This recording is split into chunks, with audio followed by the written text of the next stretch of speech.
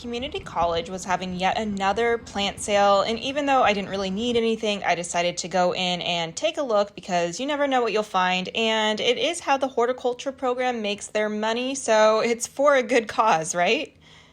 Because I didn't have anything in mind to get, I didn't get much this time around except for two things: a raspberry bread box poppy, which was on clearance for $1, and this golden currant. I have black and red currant plants in my garden already, so I figured why not have a trio and add golden currant to the mix. What really drew me to the golden currant was a few things. One, I really like berries of any kind, but they are winter hardy and drought tolerant. And I think it's kind of the same for all of the currants, but when I pulled out my phone at the plant sale to read more about it, I read that the flowers have a spicy and sweet fragrance similar to clove and vanilla, and it's often used in salads. And here are my currant plants.